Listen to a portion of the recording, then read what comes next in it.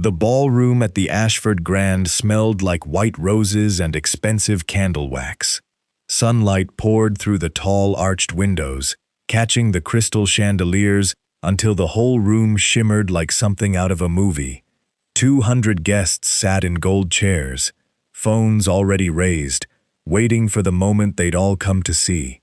Grace Mitchell stood at the end of the aisle, in a dress she'd tried on 4 times before choosing it. Her hands trembled slightly, but she smiled anyway, because this was supposed to be the best day of her life. Ryan stood at the altar in a tailored navy suit, jaw tight, eyes darting toward the crowd more than toward her. The officiant had barely finished the first line of the ceremony when Ryan raised his hand. "Stop, I can't do this." A ripple of confused laughter moved through the guests, the kind of laughter people use when they think someone's about to reveal a joke. Grace laughed too, softly, waiting for him to smile back at her. He didn't. "I'm sorry, Grace," he said, loud enough for every camera in the room to catch it. "But I have a career, investors, people who expect a certain image from my wife. And you," his eyes moved over her, slow and cruel, "you're just not what any of them pictured standing next to me."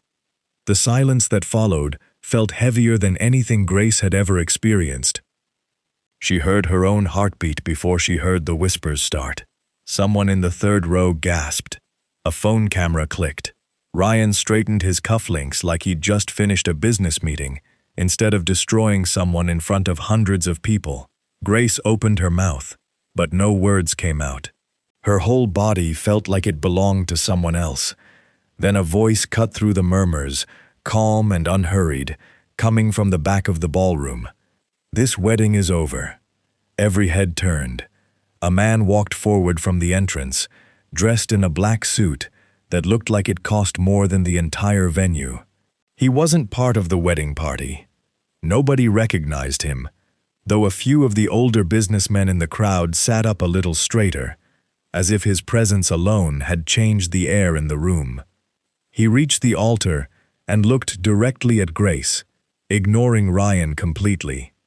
"Miss Mitchell," he said gently, "you don't have to face this alone." Grace stared at him, stunned. She had never met this man in her life. "Who?" she started. "Ethan Cole," he said simply, offering his arm. "Let's get you out of here." She didn't know why she took it. Maybe it was the humiliation clawing at her chest, or maybe it was the steady calm in his voice, so different from the chaos around her. Whatever the reason, she walked out on Ethan Cole's arm while 200 guests watched in silence, and Ryan stood frozen at the altar, suddenly looking much smaller than he had a minute ago. Outside in the quiet hallway away from the cameras, Grace finally let herself breathe.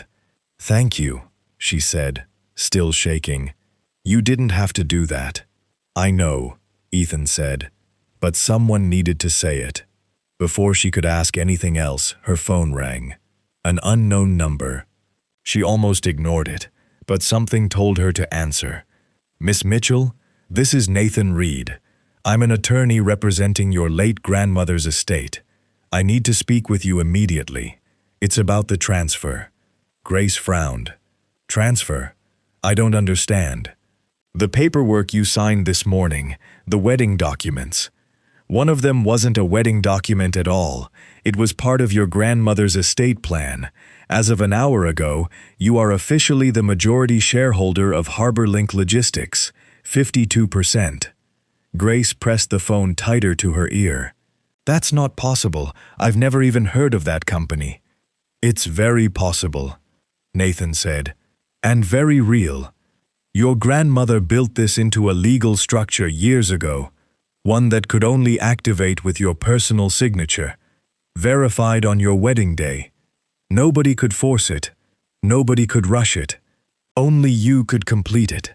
And today, you did." Grace's mind spun. Ethan watched her carefully, saying nothing, though something in his expression told her this news didn't surprise him nearly as much as it should have. Across the city, inside a glass office tower overlooking the harbor, A very different reaction was unfolding. Daniel Brooks stared at his phone, jaw clenched so tight a vein pulsed at his temple.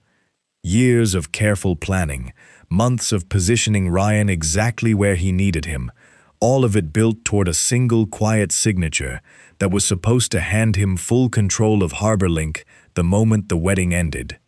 Instead, Ryan had humiliated the bride in front of hundreds of witnesses, and the transfer had gone through anyway, straight into the hands of a woman nobody in that boardroom had accounted for. Daniel set the phone down slowly. "She has no idea what she's sitting on," he muttered to himself. "And no idea what's coming for her." Back at the hotel, Grace stood in the hallway in her wedding dress, holding a phone that had just told her she owned more money than she could imagine, standing beside a stranger who somehow already knew more about her life than she did. She looked at Ethan. "Who are you, really?" He gave her a small, unreadable smile. "Someone who's been waiting a long time to see this family finally get what it deserves," he said. "Come on, you have a company to run." Nathan Reed's office sat on the 14th floor of a quiet building in Boston, filled with law books that looked older than the city itself. Grace sat across from him the next morning, still tired, still wearing yesterday's shock on her face. Ethan sat beside her, silent, letting her ask the questions. "Start from the beginning," Grace said. "All of it." Nathan slid a thick folder across the desk. "Your grandmother, Margaret, invested in HarborLink decades ago. Back then, the company was drowning in debt. Most investors ran the other way. She didn't. She poured money into it during the worst years and quietly became one of its largest shareholders." Grace blinked. "My grandmother never mentioned a shipping company, not once." "She kept it that way on purpose," Nathan said. "As HarborLink grew, she watched the people around it grow greedier. She worried that if you inherited your shares too early, or too publicly, someone would pressure you into selling before you understood what you actually owned. So she built a structure, a trust that could only unlock through your personal signature, verified on a specific type of legal event. Your wedding day happened to meet every requirement. So whoever put those documents in front of me," Grace said slowly, "knew exactly what they were doing." "Someone did," Nathan agreed. "Someone close enough to the wedding planning to slip legal paperwork in with your marriage documents without you noticing. That wasn't an accident." Ethan finally spoke. "And that same person probably expected Ryan to convince you to sign your shares away right after the ceremony. A grieving bride, freshly married, trusting her new husband completely. Easy target." Grace felt her stomach turn. Ryan knew. "We don't know that yet," Nathan said carefully, "but it's worth finding out." That afternoon, Grace walked into HarborLink's headquarters for the first time. The building rose 30 stories above the harbor, glass and steel catching the afternoon light. Employees in the lobby glanced at her, whispered, went quiet. News traveled fast in a company this size, and everyone already knew who she was. Daniel Brooks met her at the elevator with a smile that didn't reach his eyes. "Miss Mitchell, welcome to HarborLink." He shook her hand firmly. "I imagine this has all been quite overwhelming." "It has," Grace said, "but I'm learning quickly." "Of course." He gestured toward the executive floor. "Let me show you around. I've run this company for 11 years. I know every corner of it." As they walked, Grace noticed things Daniel probably hoped she wouldn't. Executives straightened in their chairs when they passed, the way people do when they're nervous, not respectful. A woman near the finance department quickly closed a spreadsheet on her screen. Two board members exchanged a glance in the hallway that lasted half a second too long. Ethan, walking a few steps behind, noticed all of it too. Daniel spent most of the tour explaining how complicated the shipping industry was, how many moving parts a company like HarborLink required, how difficult it would be for someone with no business background to understand any of it. "I don't expect you to run this alone," he said near the end, his tone almost gentle. "Most people in your position would simply let the board continue operating things the way we always have. It would be far less stressful for you." Grace smiled politely. "I appreciate the concern, but I think I'd like to understand things myself first." Something flickered across Daniel's face, there and gone so fast she almost missed it. Later that evening, back at the small apartment Grace had been renting since long before any of this happened, Ethan stopped by with coffee and a folder of his own. "You noticed it too," he said, setting the folder on her counter. "The way people reacted today. They looked scared," Grace said. "Not respectful, scared." "That's not normal for a new owner walking through for the first time," Ethan said. "Usually it's curiosity, maybe a little excitement. Fear means people think you're going to find something." Grace opened the folder. Inside were basic company records, shipping logs, financial summaries Ethan had somehow already gathered. "How do you have all this?" she asked. "I've had dealings with HarborLink before, through other business connections," Ethan said simply. "I know people who know how this company works, and I know Daniel Brooks by reputation, which is more than enough to make me cautious." Grace studied him for a long moment. "You still haven't told me why you stepped in yesterday. At the wedding." Ethan met her eyes. "Because I've watched men like Ryan use people their whole careers and walk away clean every time. I wasn't going to stand there and watch it happen again, if I could stop it." "That's not really an answer." "It's the only one I have right now," he said. "But I promise you this, whatever is happening inside that company, you deserve to understand it before anyone convinces you to give it up."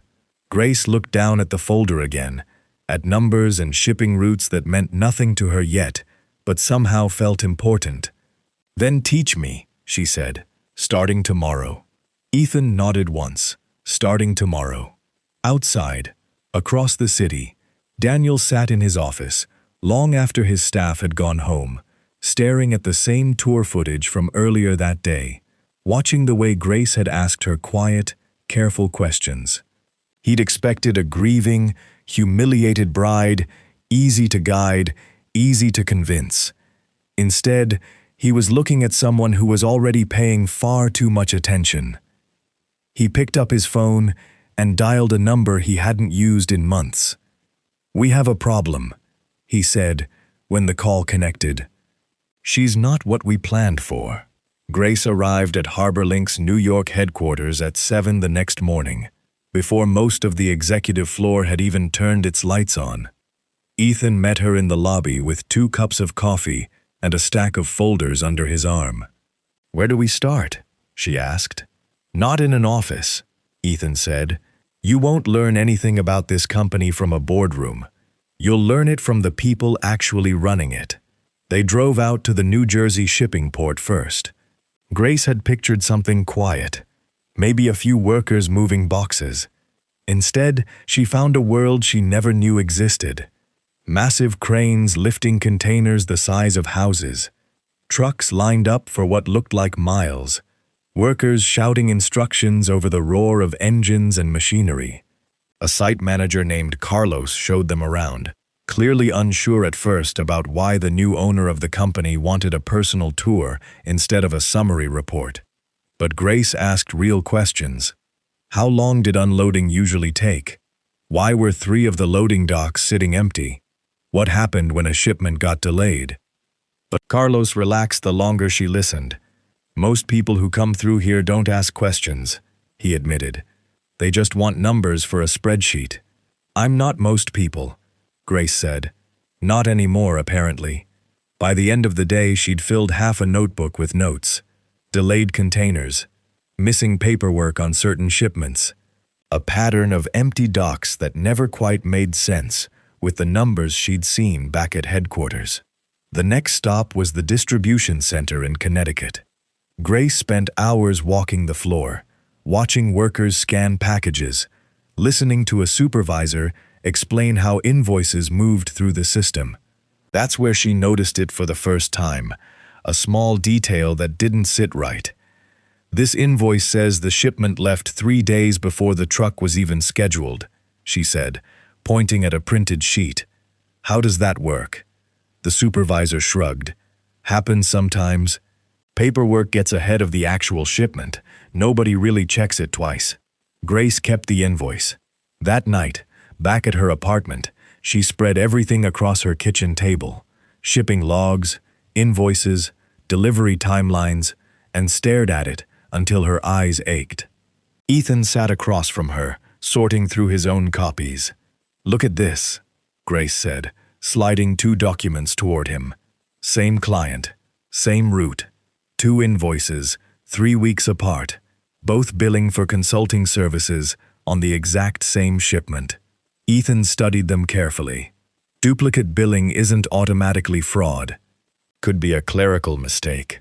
"Maybe," Grace said, "but I found 4 more like it. All different clients, all consulting fees, all suspiciously specific numbers, and every single one routes through the same small firm, Whitmore Advisory." Ethan's expression shifted, sharper now. "I've never heard of Whitmore Advisory. Neither had I, until tonight." Grace pulled out her laptop and searched the company name. Barely anything came up. No real website, no client list, just a registered address that turned out to be a small office suite above a dry cleaner in Queens. "A consulting firm that barely exists," Ethan said slowly, "getting paid enormous fees by one of the largest logistics companies in the country. Nothing here is illegal on its own," Grace said, sitting back.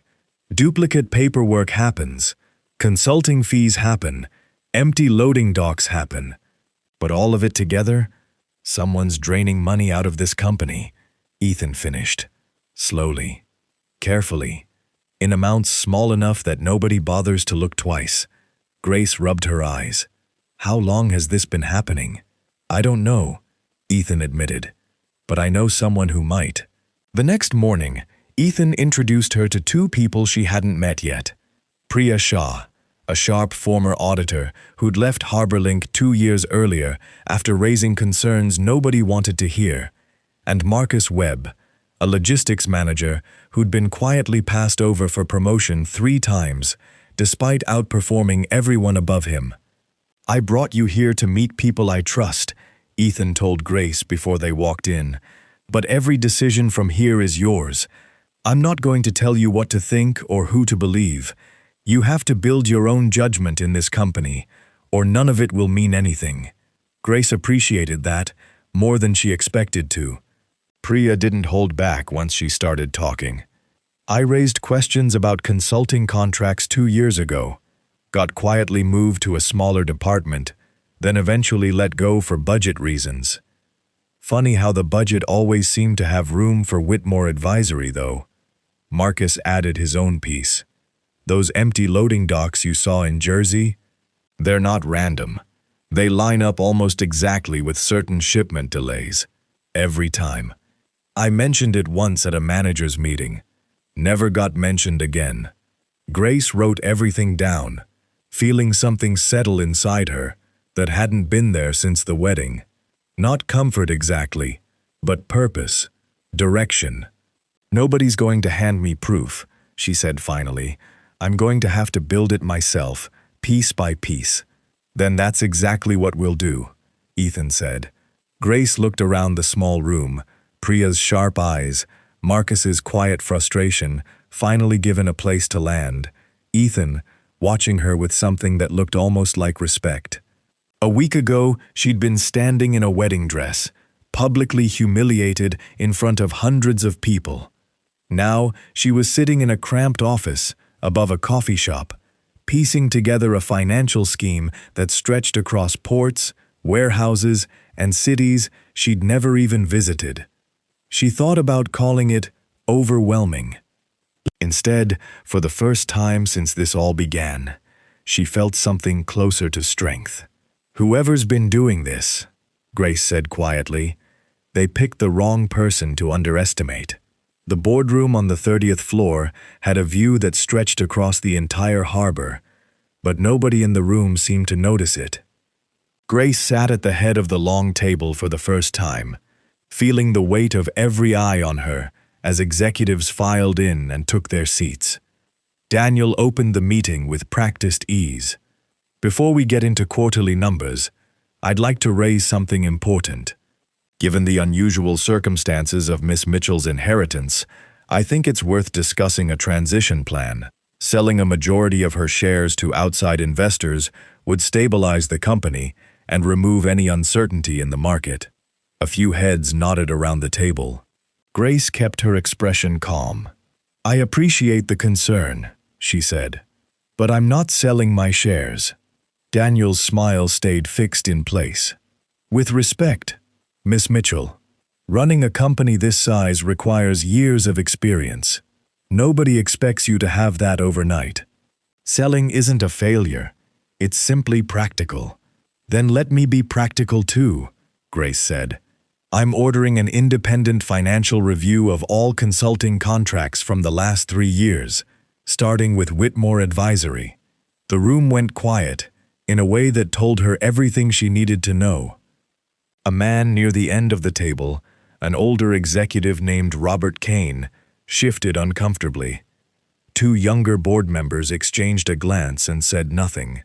Daniel's jaw tightened, just for a second. That seems like an unnecessary use of company resources. "It's my company," Grace said simply. "I'll decide what's necessary." After the meeting broke up, Robert Kane lingered near the door until most of the room had cleared out. "Miss Mitchell," he said quietly, "I've had concerns about certain contracts for a while. Nobody wanted to hear them. I'm glad someone's finally asking." "Thank you, Robert," Grace said, and meant it. Not everyone felt the same way. 2 other board members made a point of avoiding her eyes entirely on their way out, already siding, it seemed, with whoever benefited from things staying exactly as they were. That afternoon, Grace flew out to the Chicago regional office to review shipment records in person. She'd barely settled into a conference room when her phone buzzed with a message she didn't expect. Ryan wanted to see her. She almost ignored it. But curiosity, and maybe some leftover need for closure, won out. They met at a quiet cafe near her hotel, Ryan looking smaller somehow than he had at the altar, his confidence from that day nowhere in sight. "I know I don't deserve 5 minutes of your time," he started. "I just needed to say I'm sorry. I panicked that day. I felt pressure from people I work with, people who made it clear what kind of image they expected. I made the worst decision of my life." Grace studied him carefully. "Pressure from who, exactly?" Ryan hesitated. "Business associates. People connected to some of my investors. Does Daniel Brooks happen to be one of those associates?" Something flickered across Ryan's face, quick and unmistakable. "I don't know what you mean." "I think you do," Grace said quietly. "I saw the 2 of you at the board meeting. The way you looked at each other. That wasn't the first time you'd met." Ryan's silence answered the question better than any words could have. "I need you to think carefully about what you say next," Grace said, "because I'm not interested in apologies right now. I'm interested in the truth." "I have a business dinner," Ryan said abruptly, standing up. "I'll call you." He left before she could push further, but Grace already had what she needed. A confirmation, even if he wouldn't say it outright. Ryan and Daniel knew each other, and that connection went back further than anyone had admitted.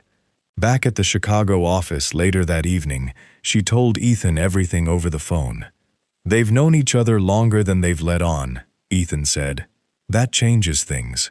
If Ryan's business connections trace back to Daniel, then the wedding wasn't just bad timing on Ryan's part. It might have been designed." "Designed how?" Grace asked.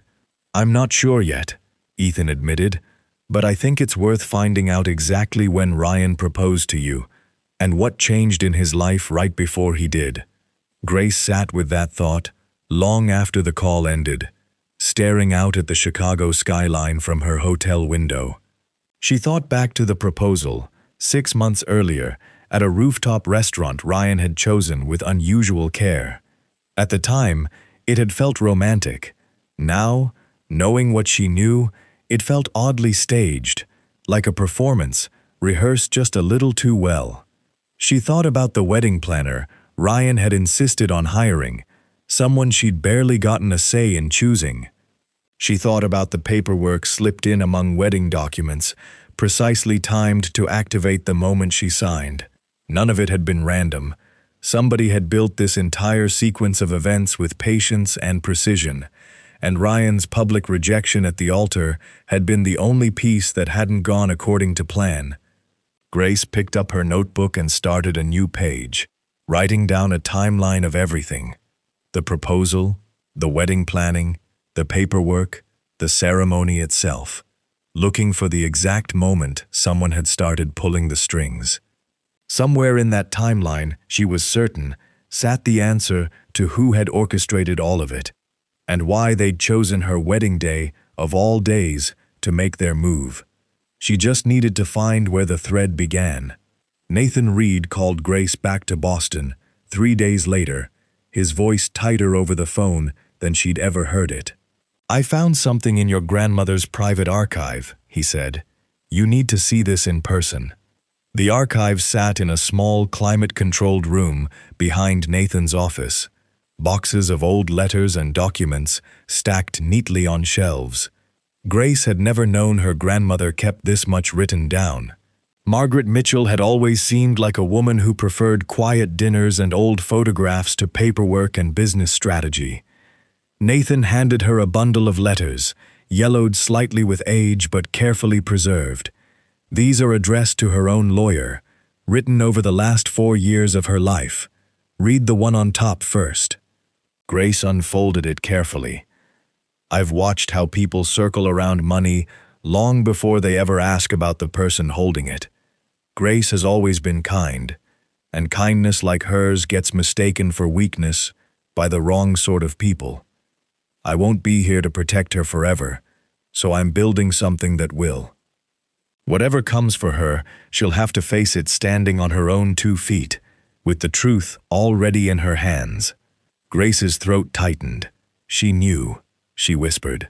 She knew someone would try something like this. She suspected it, Nathan said. Not the specific details, but the pattern. She'd seen Harbor Link's board fight over her shares for years, quietly, from a distance. She built the trust specifically so nobody could rush you into signing anything away before you understood what you owned. Ethan, sitting quietly across the table, finally spoke. "What about Ryan? Is there anything connecting him directly?" Nathan slid another folder across the table. "This isn't from your grandmother.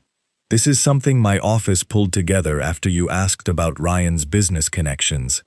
6 months before he proposed to you, Ryan accepted an executive position at a shipping consultancy. Guess who owns that consultancy?" Grace already knew the answer before she opened the folder. "Daniel." "Through 2 other companies, but yes," Nathan confirmed. "The position came with a significant salary increase and an unusual clause. His full compensation wouldn't finalize until after his wedding date." The room felt colder suddenly. Grace stared at the paperwork, her wedding date typed out in black and white, beside numbers that made her stomach turn. "So the proposal," she said slowly, "wasn't really about me at all. I can't say what Ryan actually felt," Nathan said carefully. "But the timing isn't a coincidence. Someone offered him a very profitable reason to propose to you exactly when he did." Grace thought back to the rooftop restaurant, the candles, the ring, the way Ryan had looked at her that night, like she was the only person in the world. She'd believed every second of it. Now she wondered how much of it had been real, and how much had been a performance with a paycheck attached. "I need some air," she said, standing abruptly. Ethan followed her out into the hallway, giving her a moment before speaking. "You don't have to pretend this doesn't hurt. It's not just that he lied," Grace said, arms crossed tightly. "It's that everyone around me treated my whole life like a business deal. My wedding, my marriage, Even my grandmother's inheritance became a chess move for people who never once thought about what any of it meant to me. Not everyone, Ethan said quietly. Grace looked at him. You still haven't told me why you're so involved in this. Why you knew to step in that day. Why you already had records on Daniel before I even asked. Ethan hesitated, something guarded crossing his face before he answered. I've dealt with Daniel Brooks before, in a different part of my business. I know how he operates. When I saw what he tried to set up around your wedding, I recognized the pattern immediately. That's still not a real answer. It's the truth, even if it's not the whole story, Ethan said. I promise you, when the time is right, you'll know everything. Right now, I need you focused on protecting what your grandmother built for you. Grace studied him a long moment, unsatisfied but too exhausted to push further that night. Back inside, Nathan had pulled one more piece of information, this one less personal and more immediately useful. There's a shipping conference in Seattle next week. Several major logistics companies will be there, including a few of the independent auditors your grandmother trusted decades ago. If you want a truly independent financial review, that's where you'll find people with no ties to Daniel or his allies. Grace nodded slowly, pushing her grief aside for something she could actually act on. Then that's where I need to be. Late that night, alone in her hotel room, Grace reread her grandmother's letter one more time, tracing the careful handwriting with her finger. Whatever comes for her, she'll have to face it standing on her own 2 feet, with the truth already in her hands. For the first time since the wedding, Grace understood something clearly. None of this, the humiliation, the betrayal, the scheming, had ever really been about her appearance, or her worth, or anything Ryan had cruelly implied in front of 200 guests. She had simply been standing between powerful people and a fortune they wanted badly enough to build an entire fake engagement around. And now she had her grandmother's letters, an auditor's conference waiting in Seattle, and a growing list of names connected to a scheme far larger than one canceled wedding. She folded the letter carefully and placed it in her bag. Whoever had built this trap around her, they were about to learn exactly how wrong they'd been to underestimate the woman they'd left standing alone at the altar. The Miami Shipping Expo filled an entire convention center, rows of booths stretching across the floor, logistics executives from every major company mingling under bright lights. Grace walked through it with Ethan at her side, feeling more confident than she had in weeks. This time, she wasn't just observing, she was introducing herself as the chairwoman of HarborLink, and people were starting to take her seriously. There, Ethan said, nodding toward a booth near the back. Someone I think you should meet. The woman behind the booth introduced herself as Diane Foster, head of an independent logistics consulting firm with a reputation for honesty that Daniel's associates could never claim. She'd worked with Margaret Mitchell decades earlier, back when HarborLink first needed rescuing. Your grandmother was one of the few people in this industry who actually kept her word, Diane said, shaking Grace's hand firmly.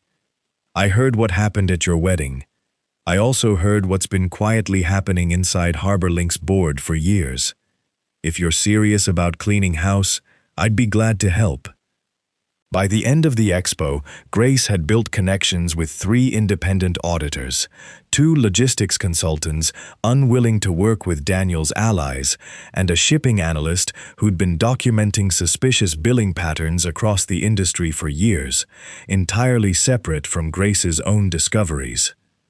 You're building a real team, Ethan said, as they left the convention center that evening. People who have no reason to lie to you. It's strange, Grace admitted. A month ago, I didn't know anything about shipping. Now I'm sitting in rooms full of people who actually want to help me fix a company I never asked to inherit. You're doing more than fixing it, Ethan said. You're earning it. The following week took them to a corporate retreat in Atlanta, one Daniel had organized himself for senior executives. Grace suspected he'd hoped to use it as an opportunity to solidify support among the board before she gathered enough evidence to challenge him directly.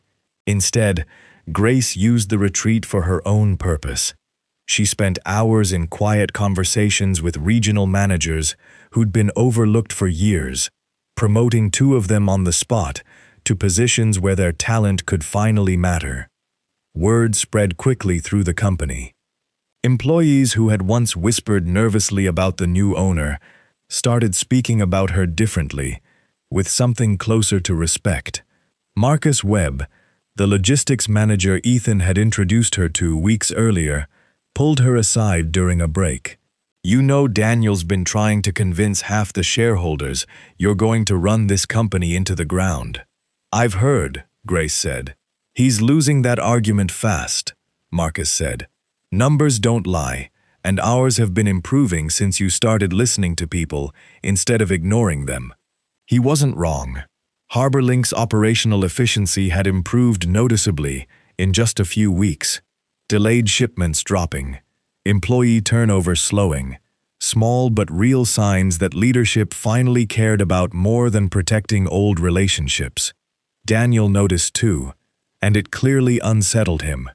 At a dinner during the retreat, Grace watched him work the room, trying to rebuild alliances that had started slipping through his fingers. He approached her table near the end of the evening, his composure carefully maintained, but his eyes sharper than usual. "You've made quite an impression these past few weeks," he said, tone pleasant but tight underneath. "I've just been paying attention," Grace replied evenly. "Something I should have started doing sooner." "Careful," Daniel said quietly, leaning in slightly. "Attention has a way of making enemies out of people who'd rather remain friends." "I didn't come here looking for friends, Daniel. I came here to protect what my grandmother built." He held her gaze a moment longer than comfortable, before excusing himself, his jaw tight as he walked away. Ethan, watching from a few feet away, stepped closer once Daniel was gone. "That sounded like a warning," he said. "It was," Grace agreed, "which tells me we're getting closer than he'd like." Their next stop took them to the Charleston port, one of HarborLink's smaller but steadily growing locations. Grace toured the facility with the same careful attention she'd brought to every other site, but this time something felt different. The employees here already knew her name, already knew she'd promoted 2 overlooked managers in Atlanta, already trusted her more than they'd ever trusted Daniel. A young dock worker named Elena approached her near the end of the tour, hesitant but determined. "I probably shouldn't say anything," she admitted. "But I used to work in the finance department downtown before I transferred out here. I saw some strange invoices, the same ones people have been quietly whispering about for years. Nobody wanted to report it. People who spoke up before you got quietly pushed out." "I know," Grace said gently. "That's part of why I'm here." Elena hesitated, then added, "There's a woman named Rachel Simmons, still working in finance downtown. She might know more than she's told anyone. She's been there almost 15 years. Grace made a note of the name immediately. That night, back at her hotel, she sat with Ethan reviewing everything they'd gathered over the past 2 weeks. New allies across 3 cities, growing employee trust, a name that might finally crack open the financial trail leading back to Daniel. "This feels different than before," Grace said.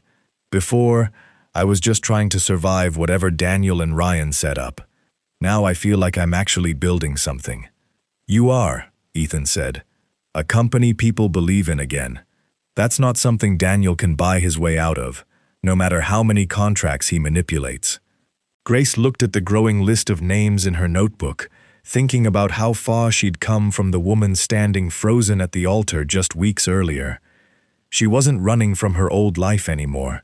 She was building a new one, brick by brick, ally by ally. And for the first time since the wedding, she felt something that had nothing to do with fear. She felt ready.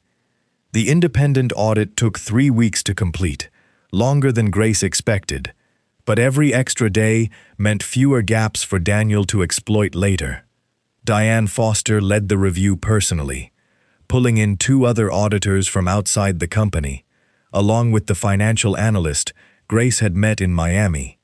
None of them had any connection to Daniel or his allies, which meant nothing they found could be dismissed as personal bias.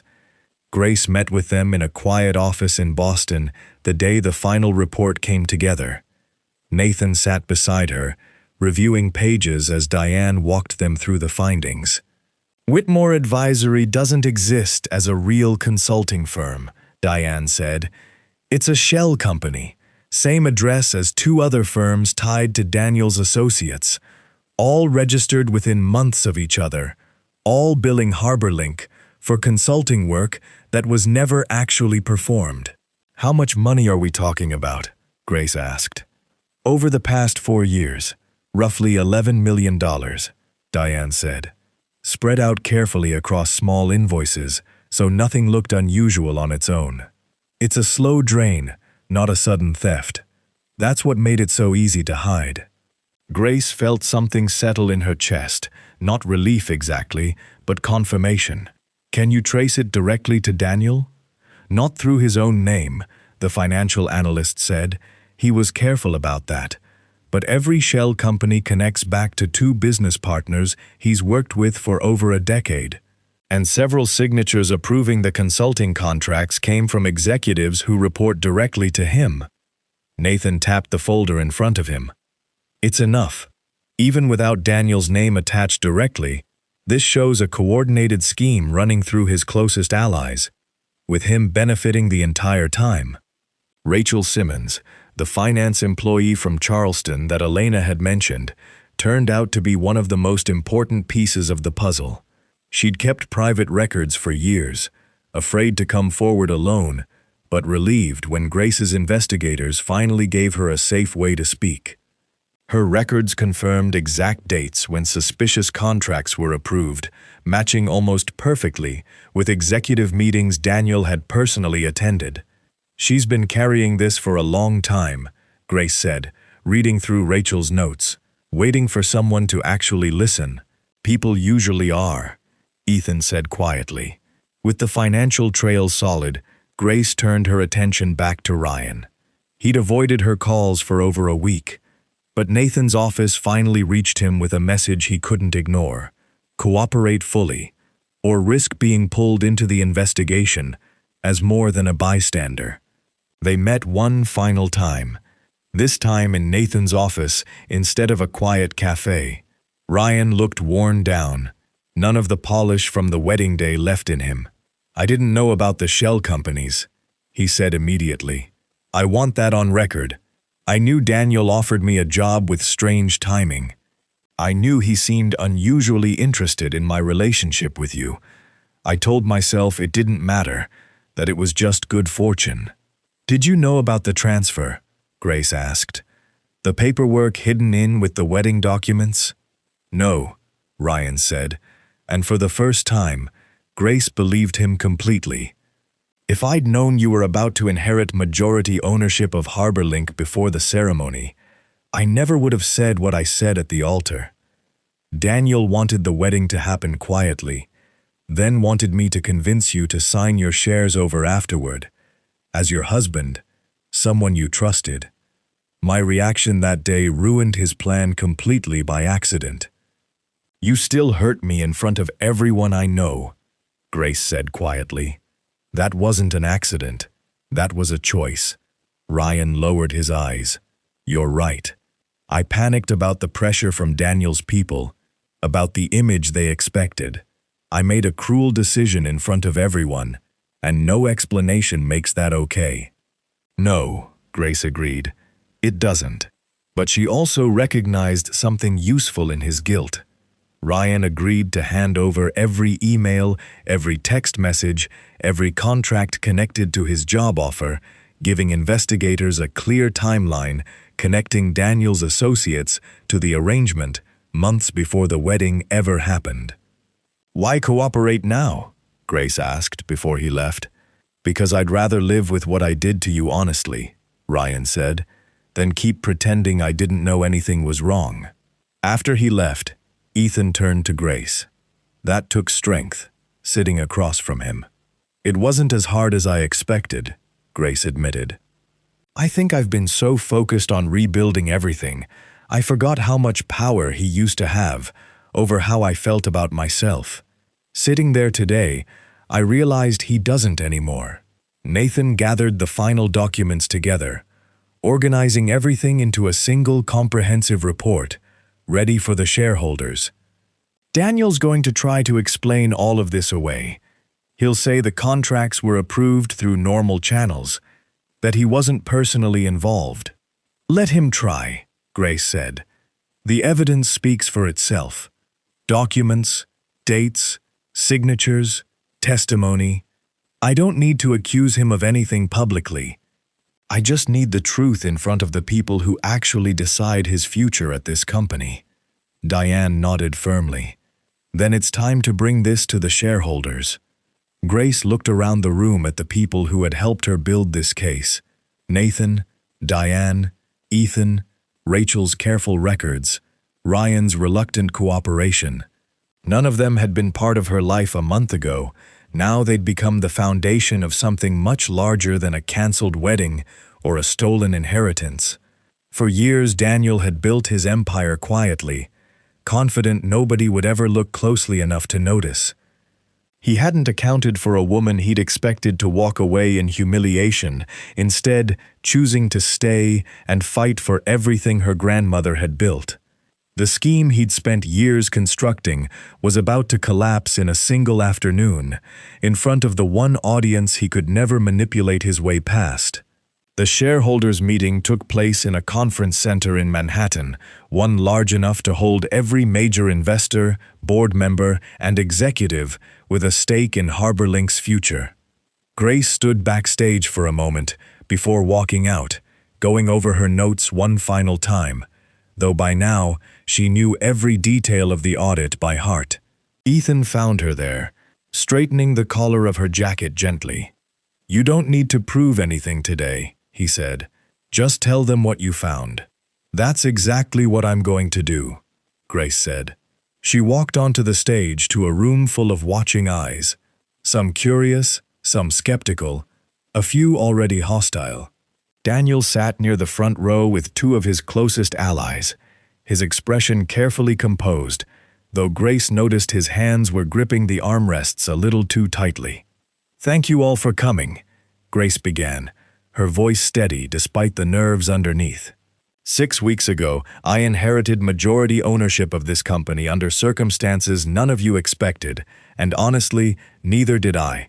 Since then, I've spent every day learning exactly what HarborLink is, how it runs, and unfortunately, how certain people have been quietly taking advantage of it. She nodded, and Diane Foster stepped forward with the full audit report, distributing copies to every board member and major shareholder in the room. Grace walked them through it methodically, page by page, without exaggeration or emotion. The shell companies, the duplicate invoices, the consulting fees paid for work that never existed, the signatures connecting it all back to executives working directly under Daniel Brooks. "Every claim in this report is backed by documentation," Grace said. "Bank records, shipping logs, testimony from employees who were afraid to speak up until now. $11 million drained from this company over 4 years, hidden carefully enough that nobody noticed unless they went looking." Murmurs spread through the room. Daniel's allies shifted uncomfortably in their seats. One board member near the back stood up immediately. "This is a serious accusation," he said. "Are you certain of these findings?" "Completely," Grace said. "The audit was conducted entirely by independent firms, with no financial connection to HarborLink or to me personally. I made sure of that specifically, so nobody could question the results." Daniel finally stood, buttoning his jacket with practiced calm. "I'd like to address the board directly," he said. "These contracts were approved through standard procedures. I take responsibility for oversight, certainly, but suggesting I orchestrated some elaborate scheme is—" "Daniel," Grace interrupted, calm but firm. Ryan Callahan has already provided documentation confirming his executive position was offered by your business partners months before our wedding, with compensation tied directly to a marriage date that happened to align with my grandmother's inheritance trust. That's not oversight. That's coordination. The room went silent. Daniel's expression cracked, just slightly, the confidence draining from his face, as he realized how thoroughly the truth had already been laid out before he'd even opened his mouth. He looked around the room, searching for support among the same allies who had sat beside him just minutes earlier. Most of them were already looking away. "I'll be stepping down," Daniel said quietly, his voice losing the polished edge it had carried for years. Effective immediately, 2 other executives connected to the shell companies resigned before the meeting even ended, quietly gathering their things and leaving without further comment. Grace watched them go without satisfaction, only a quiet sense that something long overdue had finally happened. "I want to be clear about something," Grace said, addressing the room once Daniel had left. "I didn't come here today for revenge. I came here because this company deserves honesty, and so do the people who work for it every single day. Going forward, I'm proposing a complete restructuring, focused on transparency in our contracts, real investment in employee development, and long-term growth instead of short-term manipulation." She outlined her plan carefully, drawing on everything she'd learned across ports, warehouses, and offices over the past 6 weeks. New oversight for all consulting contracts, promotions based on merit instead of loyalty to any particular executive, direct channels for employees to report concerns without fear of losing their jobs. By the time she finished, the room felt entirely different than it had an hour earlier. The shareholders called for a vote almost immediately, and it passed overwhelmingly. Grace Mitchell would remain permanent chairwoman of HarborLink Logistics, no longer viewed as an accidental inheritor, but as someone who had earned her place at the head of the table through 6 weeks of relentless, careful work. Ethan watched from the back of the room throughout the entire meeting, never once stepping forward, never once trying to take credit for anything Grace had built. When the vote concluded, and the room slowly emptied, he finally approached her. "You did that entirely on your own," he said. "I didn't," Grace corrected gently. "You introduced me to people who trusted you enough to help. Rachel, Diane, Marcus, Priya, all of it started because you were willing to stand beside me instead of taking over." "I meant what I said weeks ago," Ethan said. "Every decision needed to be yours.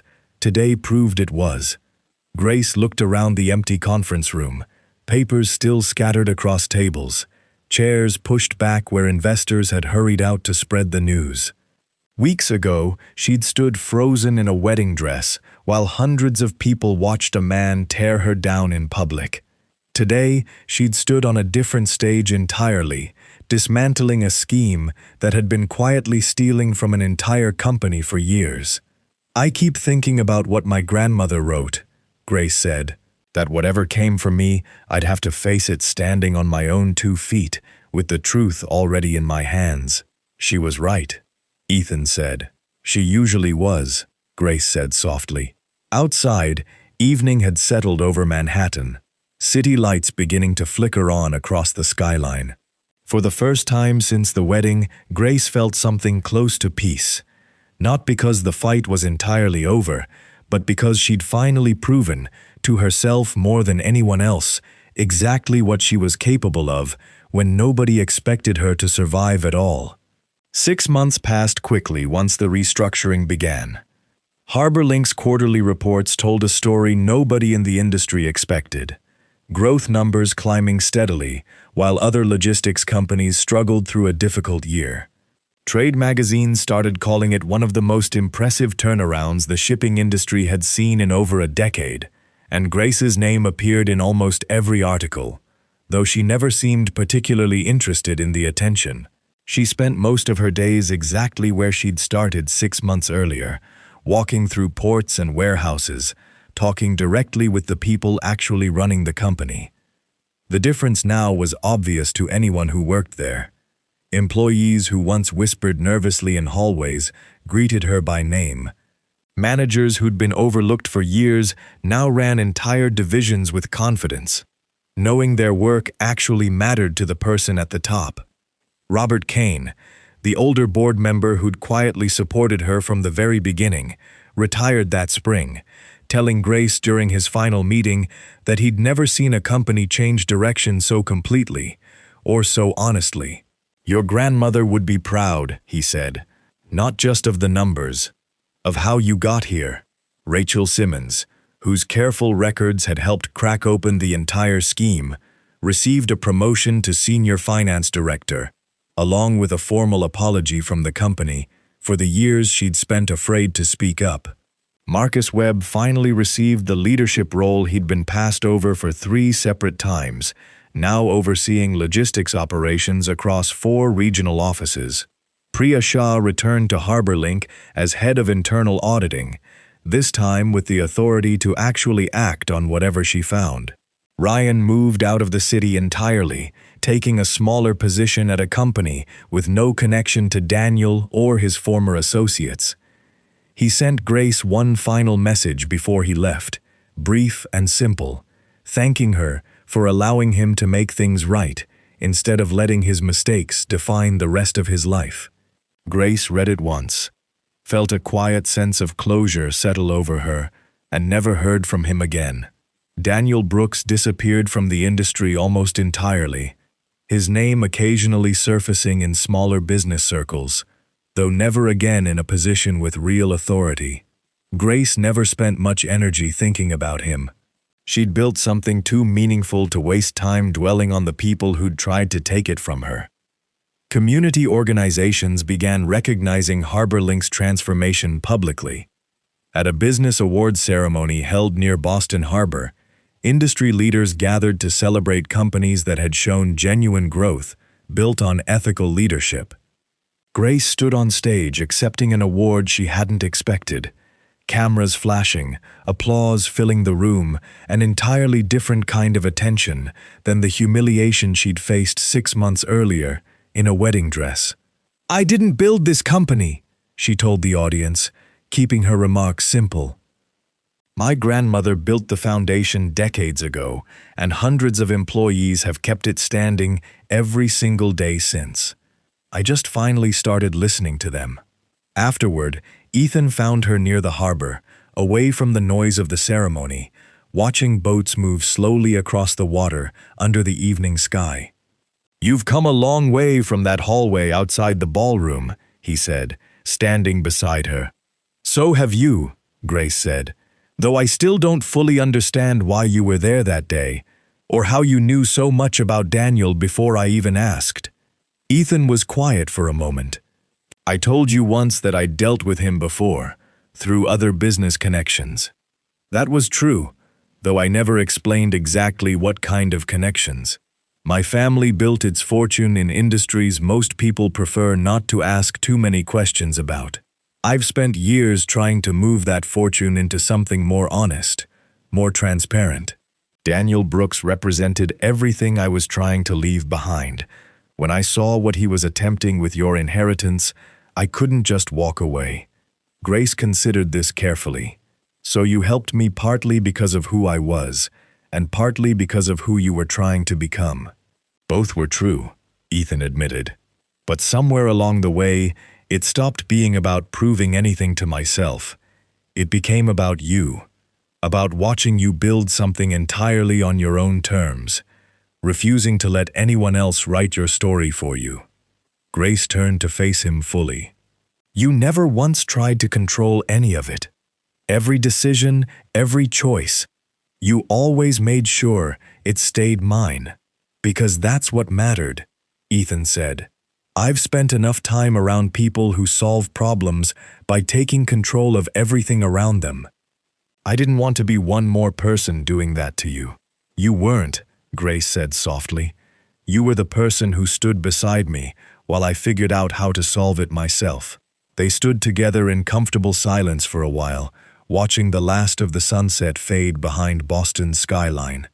A few weeks later, back in Manhattan, Ethan invited her to a quiet rooftop restaurant overlooking the city, far from cameras, far from board meetings, far from anything connected to business at all. "I want to ask you something," he said, once dinner had finished and the city lights had fully taken over the sky. "Not as a business partner, not as someone who helped you through the hardest months of your life. Just as myself." Grace waited, curious. "Would you be willing to start something with me?" Ethan asked, completely separate from contracts, corporate strategy, or any expectations either of us might have carried into this. Just two people figuring out what comes next, together? Grace smiled, thinking back to the wedding 6 months earlier, to the humiliation she'd felt standing frozen in front of hundreds of guests, certain her worth had been publicly measured and found lacking. She thought about everything since then. The ports, the audits, the boardroom battles, the quiet strength she'd discovered in herself along the way. None of it had prepared her for this moment, standing on a rooftop with a man who had never once tried to rescue her, only stood beside her while she rescued herself. "Yes," she said simply, "not because you stepped in at the wedding, because of everything that came after." Ethan smiled, reaching for her hand as the city stretched out beneath them, bright and endless. Whatever came next, Grace knew it would be built exactly the way everything else had been these past 6 months. On trust, on respect, and on the simple understanding that neither of them needed saving, only someone willing to stand beside them while they built something real.